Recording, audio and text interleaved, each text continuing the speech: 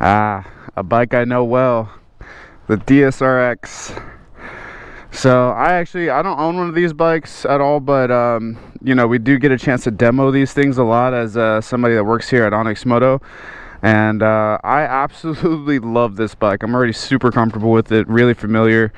Electric though is what this first part of the review is really going to be about, because it's important to name this bike is completely electric. It's not hybrid.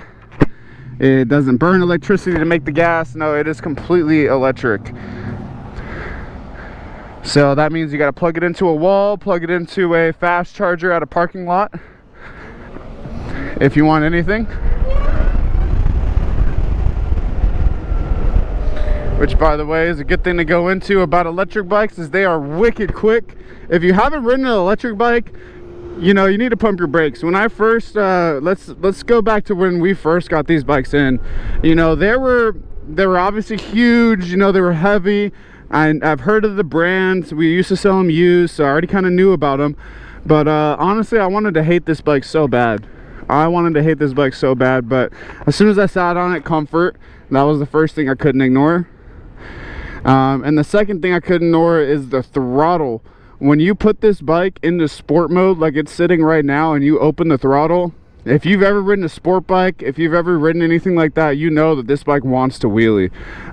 It's at that point where it wants to wheelie, it wants to spin. But this bike has lean sensitive traction control and ABS, and it just does not let it happen under its watch. It's crazy. Actually, at the beginning of this video, I probably gave it a little bit too much throttle and lean at the same time, and it just responded. You know, it's fine. I trust this bike. I trust the tires that come on it stock, and most importantly, I trust these J-Juan brakes. Who's going? Right, I guess I'm going. So since it's electric, no gears, you just open it wide open and it keeps going. You will find yourself probably reaching for a ghost clutch. There's nothing there. This bike also has cruise control, so set it like that, pretty smooth. But if you open it wide open on the highway, it's still got much more to give, which is an important thing to think about. If you've owned another Zero, this is probably not normal for you. A lot of other Zeros in the lineup come with smaller motors, and they're just fine for around the town. But if you do a lot of highways, especially with the eco mode, it'll cap you at around 70, 75 miles an hour.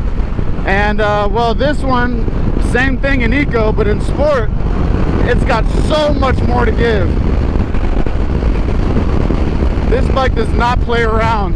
Underneath I want to say 90 miles an hour, this bike has something to give.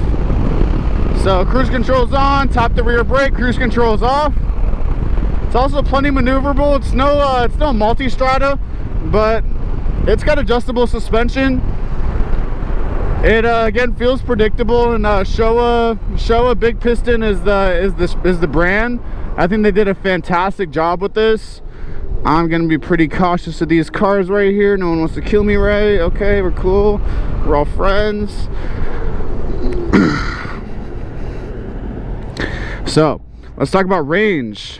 As you see, I was boogieing on this bike right now, and I'm at 60 miles at 70%. So what I've experienced on this bike is the harder you push it, the less amount of miles you're gonna get. And it's the exact opposite of a car, where it's gonna get better city, and it's gonna get better city range than it is highways. And a good thing to go into right now is eco, because we already know this thing absolutely blasts off the line. This guy's also got heated grips. Hold left. It's hot out, so I'll leave those off. But okay, eco mode, roll on throttle, you know, something more relaxed. That was almost full throttle. And so that's a good idea of what eco mode does to this bike. It just really tones it down. The idea of eco is, you know, I'm sure to avoid some extra spin while you're commuting and stuff, but really to avoid dumping all your battery juice into one turn of the throttle. Stand up, not bad. I actually always felt pretty comfortable standing up on this bike. I feel like the handlebars were just high enough where it's still reaching my arms. I'm going over some bumps right now, not too bad. Let's go over a big one. Whoop, whoop. Yeah. This bike is a ton of fun. You know, if you're trying to get into a long range kind of touring on this bike, it's very doable, but you have to understand the highway mileage is gonna be an inhibitor. You know, you're gonna need to slow down, you're gonna need to pull over at charging stations when you're not ready, and so that's kind of a give and take for this bike. You know, it's a lot of fun off the line, it's really low maintenance. You know, there's no oil changes or valve services or anything. You pretty much just do the belts, the tires, and keep an eye on the brakes and suspension, and you're good.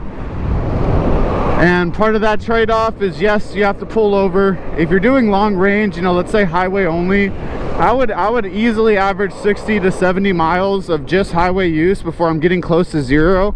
And this bike does have extended range possibilities, which give you an extra 10%. So, you know, let's say without that included, you can expect anywhere from 60 to 70 highway only. Now, mixed use, you will get a nice bump if you're doing some city. And the reason why is because it has regenerative braking, so that's really awesome. You know, it's definitely some tech that you get from cars that you don't all the time see in bikes, but that regenerative braking gets back some of the battery while you're slowing down, like while you're engine braking, right? So this bike benefits a lot from stop and go traffic rather than just wide open highways. You know, look at it like this, you're pretty much just leaving all the juice out on the highway and you're not getting any back.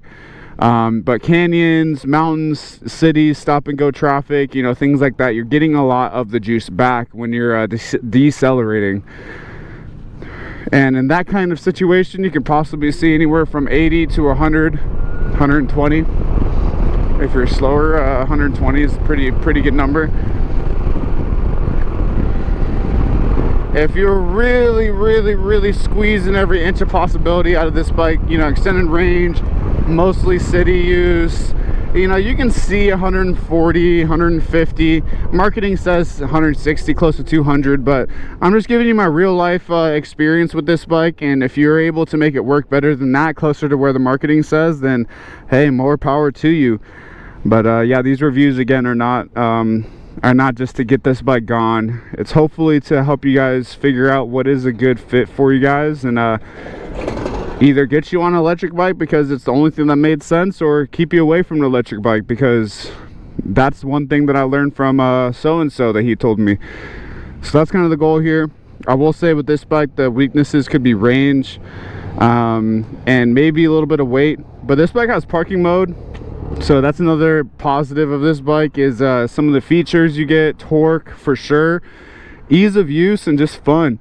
I'm not worried about the clutch. You know, I could easily leave this light faster than anything next to me with one hand on the throttle.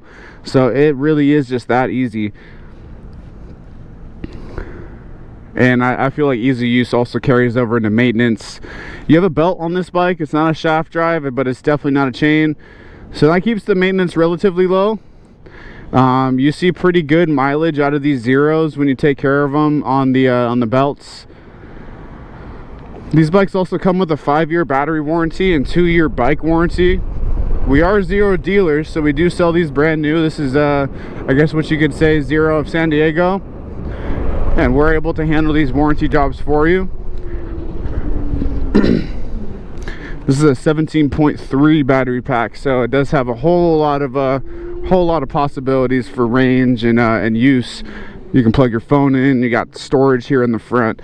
This is all around a fun bike. I've ridden probably close to 600 miles on our demo bike, not this one, and I absolutely adore that bike. So I would say if you're looking into the DSRX, I would go ahead and forward it, as long as you've looked into the range and all that stuff already makes sense. The rest of the bike is absolutely butter. Coming from sport bikes, this thing can lean. It'll definitely accelerate. The brakes are good too. Come check it out at ONYXMOTO.com.